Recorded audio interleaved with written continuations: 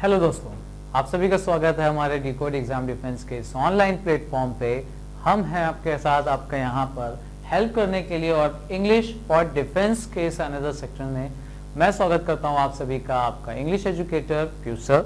सो हम लोगों ने लास्ट टाइम भी डिस्कस किए थे कुछ प्रोनाउन के टाइप्स और बोला था आपसे कि आगे कंटिन्यू करेंगे इन्हीं टाइप्स को हम लोग कुछ और पर्टिकुलर कॉन्सेप्ट्स से रिलेट करते हुए।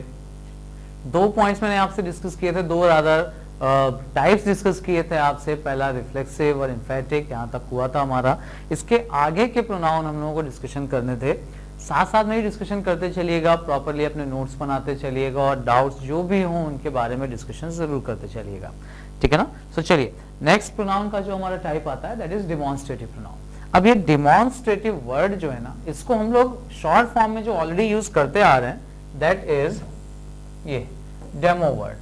डेमो आपको पता होगा क्या होता है, किसी भी चीज के बारे में जब कुछ एक्सप्लेन करना होता है ना, वो चीज लोगों को सामने रिप्रेजेंट करनी है, उसके बारे में कुछ बताना है, तब हम देते हैं उसका डेमो, ठीक है ना। सो डेमो को रिप्रेजेंट करने वाले वर्ड्स को बोला जाता है डिमॉन्स्ट्रेटिव प्रोनाउन। अच्छा, डिमॉन्स्ट्रेटिव ये जो वर्ड आता है, याद रखिएगा डेमो से आया है।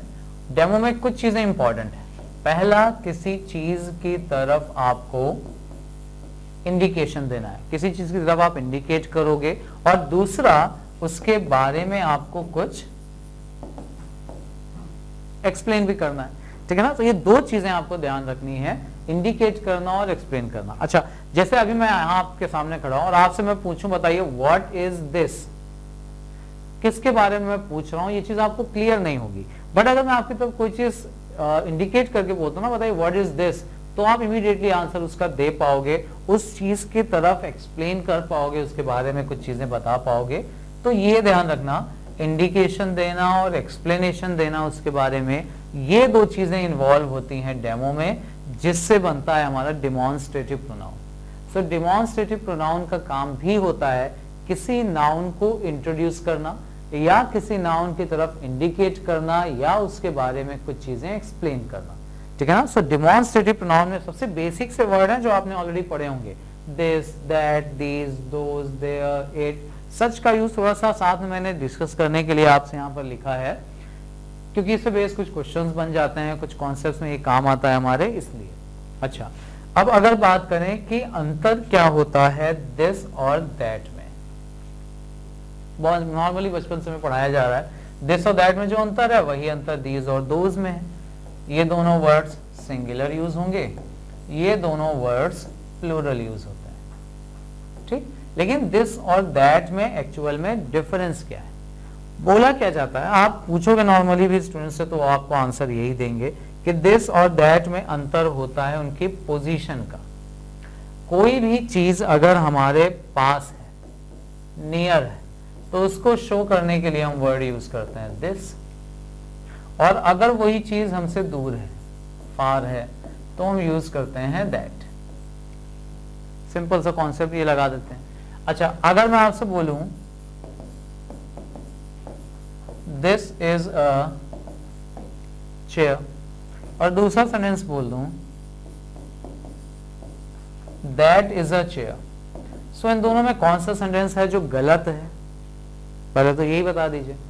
एंड आई एम श्योर आप यही बोलोगे कि इन दोनों में दोनों ही सेंटेंसेस हमारे सही हैं, कोई भी सेंटेंस गलत नहीं है।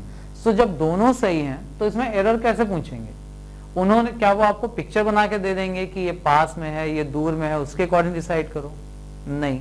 सो पास या दूर, इसके अकॉर्डिंग चीजें डिसाइड करना ये क्वेश्चन बनता है। और जानते हैं इस रूल को एक्चुअली बोला जाता है रूल ऑफ,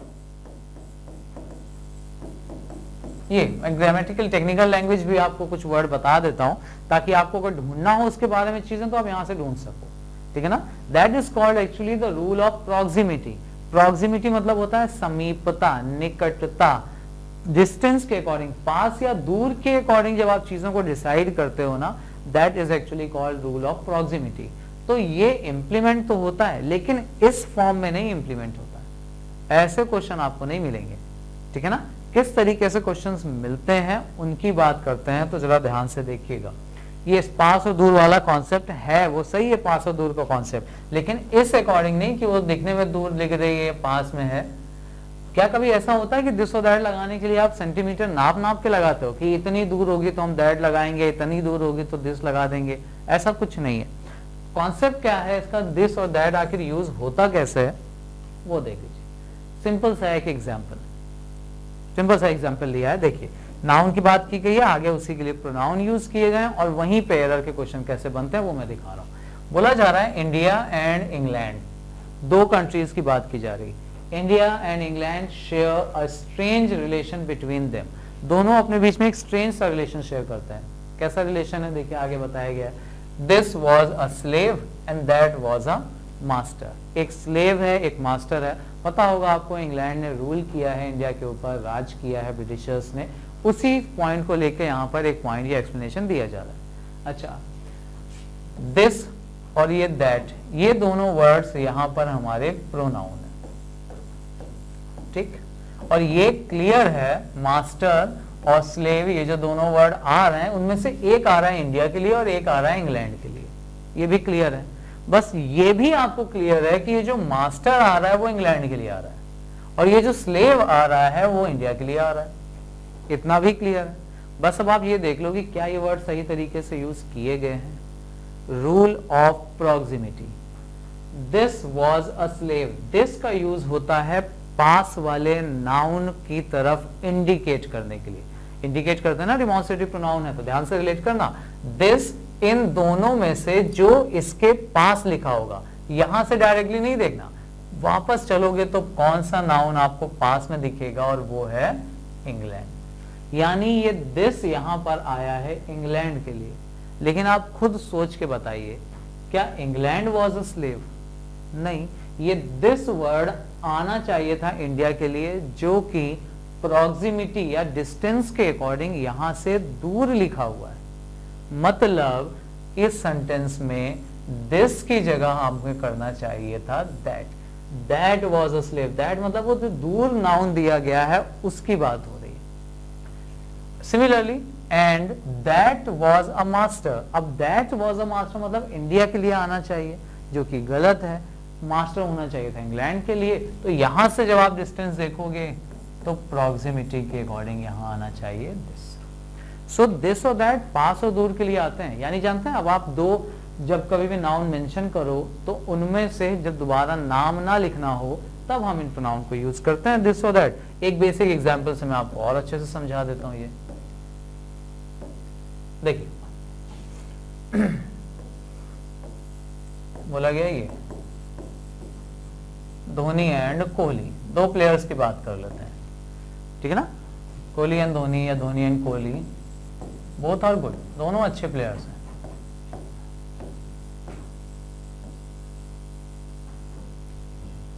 बट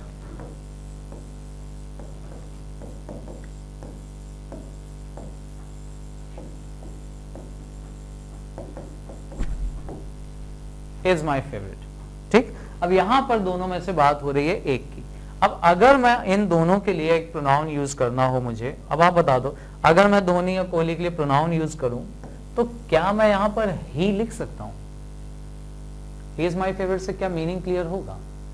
ही ये बताएगा दो में से एक ही बात कर रहे हैं, लेकिन वो कौन है वो एग्जैक्टली पता ही नहीं है, ठीक है ना। तो ही का यूज यहां पर गलत है। अब बचा ऑप्शन क्या है, धोनी और कोहली। या तो फिर ऐसे लिखूं, देखो first one is my favourite, first one का मतलब बात हो गई धोनी की, ये फेवरेट हो गया। या फिर आप फर्स्ट वन की जगह यहां पर लिख सकते हो second one is my favourite, second one मतलब कोहली की बात होगी, सेकंड नंबर पे जो लिखा हुआ है नाम। या फिर फर्स्ट वन की जगह ही आप चाहो तो ध्यान से फार्मर मत लिख देना, फार्मर का मतलब होता है पहले वाला, ठीक। और सेकंड वाला दोनों में से बाद वाले की बात करनी है तो आप ये लिख सकते हो लेटर। लेटर का मतलब होता है बाद वाला, फार्मर का मतलब होता है पहले वाला। फार्मर लिखा तो धोनी की बात होगी, लेटर लिखेंगे तो कोहली की बात होगी, ठीक। एक तरीका और है इन दोनों के लिए, first one second one formal letter ये ना लिखना चाहो तो आप डायरेक्ट यूज कर सकते हो पहले वाला। अब देखो यहां से जो क्रोनोलॉजी या रादर प्रॉक्सिमिटी के अकॉर्डिंग जो नाम दूर लिखा है, धोनी की बात करनी है तो आप यहां पर लिख सकते हो that is my favourite.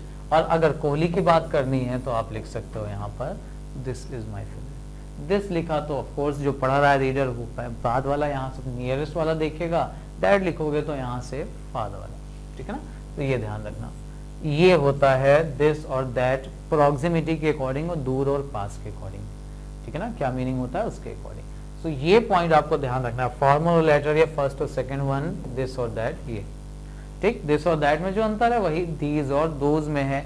Indians Britishers लिख दें तो दीज और दोज का यूज होने लगेगा वहां पर, ठीक। सो दिस और दैट में डिफरेंस ये होता है हमारा।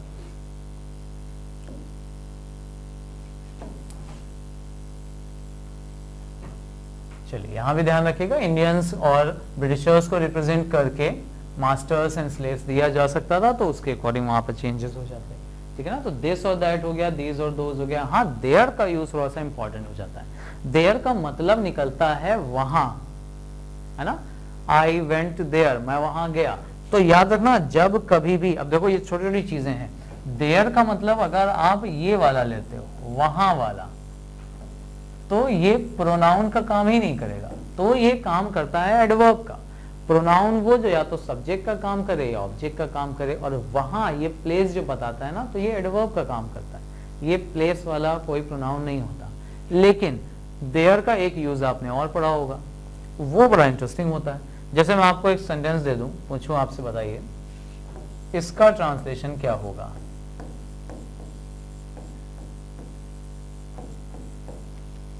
एक राजा था, नो डाउट आप इसका जो ट्रांसलेशन करोगे वो कुछ इस तरीके से करोगे, ऐसे।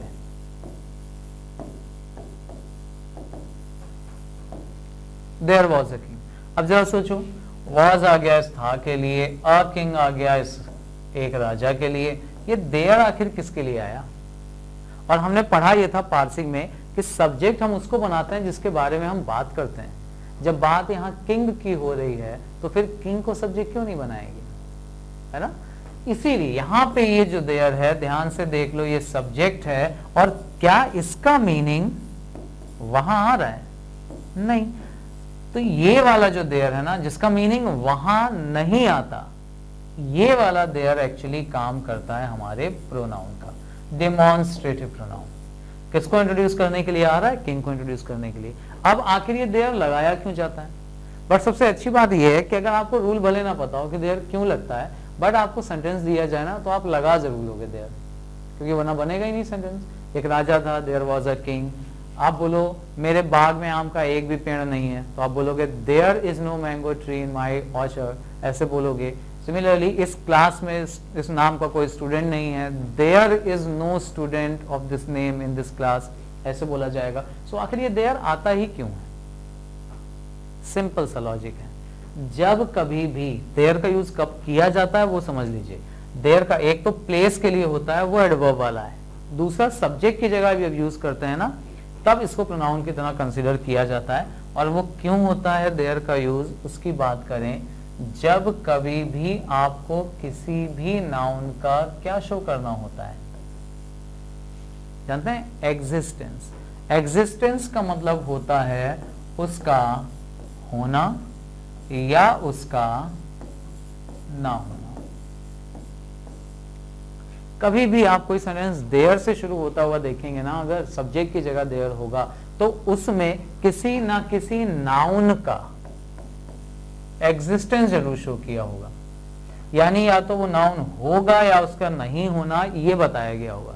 एक राजा था, उसका होना बताया गया। मेरे बाग में आम का एक भी पेड़ नहीं है, नहीं होना बताया गया। इस क्लास में इस नाम का कोई स्टूडेंट नहीं है, नहीं होना बताया गया।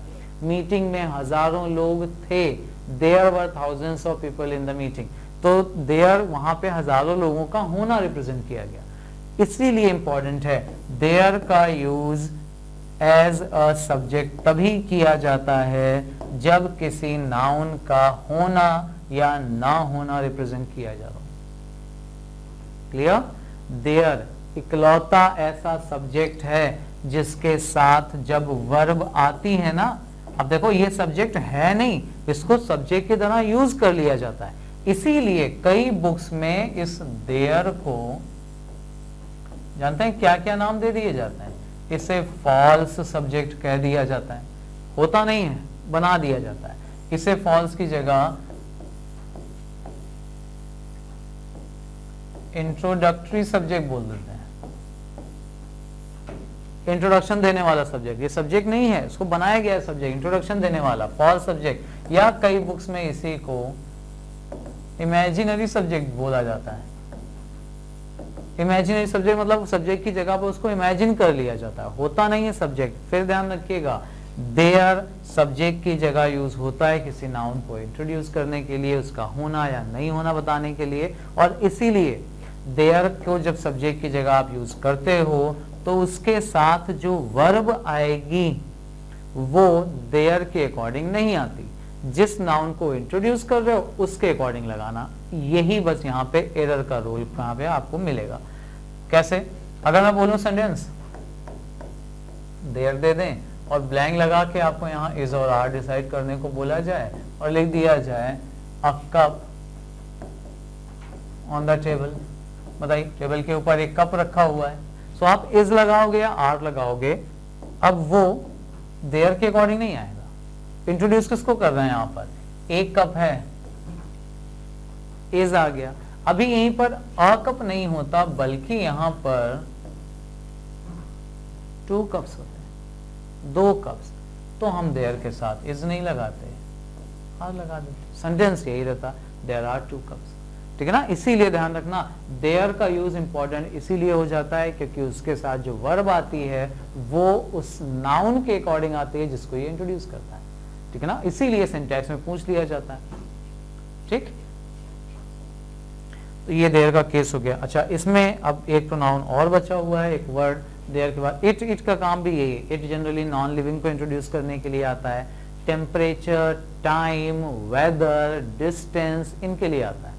जैसे मैं बोलूं 9 बज रहा है तो हम बोलेंगे it's 9 o'clock। It is, it का यूज यहाँ पर किया जाएगा 9 o'clock। It is 200 kilometres away from here, 200 kilometre दूर है यहाँ से, तो इट का यूज यहाँ पर किया जाता है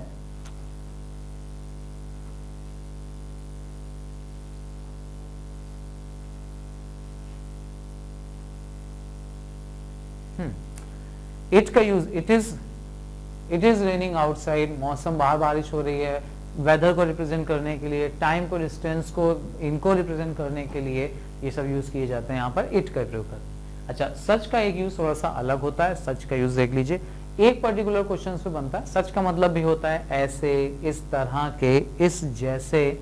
उस पर जो क्वेश्चन बनता है पर्टिकुलरली वो है, अच्छा देयर वाज अ किंग तो हो गया, हाँ ये वाला, I don't like such students who waste their time. देखिए जरा, ये थोड़ा सा केस कंफ्यूजिंग होता है। सेंटेंस का मीनिंग बिल्कुल साफ समझ में आ रहा होगा, मुझे ऐसे स्टूडेंट्स नहीं पसंद। यहाँ पर ऑफकोर्स स्टूडेंट्स होना चाहिए था, ये I don't like such students plural. मुझे ऐसे स्टूडेंट्स नहीं पसंद हैं जो अपना समय बर्बाद करते हैं। अच्छा, इस कंडीशन की अगर हम बात करें तो इस सेंटेंस में एरर क्या है, क्या ये सेंटेंस करेक्ट है या इनकरेक्ट है, उसके बारे में बात कर लेते हैं। अब यहाँ पर जो चीज आपको ध्यान रखनी है, जब कभी भी सेंटेंस में आपको सच दिखाई दे, ये ऑफ कोर्स मैं हटा देता हूं पूरा,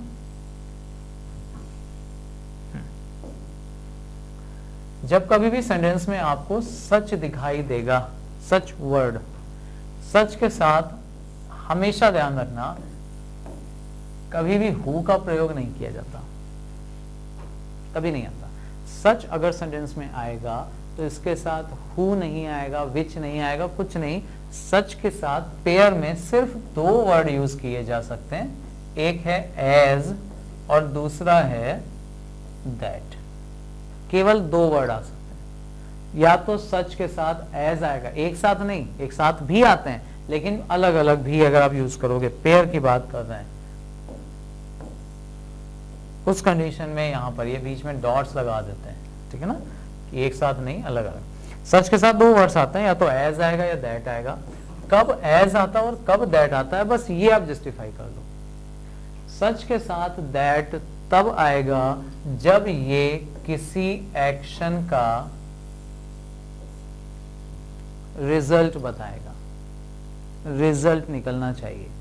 उसके फादर ने उसे इस तरह गुस्से से डांटा कि वो रोने लगा। अच्छा, एक चीज और ध्यान रखना, सच का जो मीनिंग आता है वो ये आता है, ऐसे, इस तरह। तो दैट जब आता है तो मीनिंग ये निकलता है, इस तरह की उसके फादर ने उसे इस तरह गुस्से से डांटा कि वो रोने लगा। हिज फादर स्कोल्डेड, स्कोल्ड मतलब डांटना, स्कोल्डेड ये वर्ड, ठीक है ना, स्कोल्ड सेकेंड फॉर्म होगी scolded. His father scolded him with such anger, इस तरह गुस्से से, दैट ही स्टार्टेड क्राइंग, वो रोने लगा। ठीक, लेकिन जब कभी भी सच का मतलब आप रिजल्ट के लिए यूज ना करो, बल्कि एक कैटेगरी, एक पर्टिकुलर टाइप को रिप्रेजेंट करने के लिए करें। ठीक है ना, यहां सच का मतलब भी आएगा ऐसे, बस एज का मतलब आ जाता है जैसे या जिस तरह।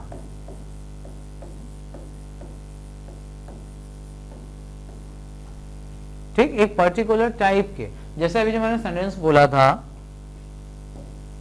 ये कि मुझे ऐसे स्टूडेंट्स नहीं पसंद हैं जो अपना टाइम वेस्ट करते हैं। जो अपना टाइम वेस्ट करते हैं मतलब एक पर्टिकुलर कैटेगरी या एक पर्टिकुलर टाइप के लोगों को रिप्रेजेंट कर रहे हैं, और उस कंडीशन में सच के साथ एज आना चाहिए था, दैट या हु का यूज नहीं होना चाहिए था।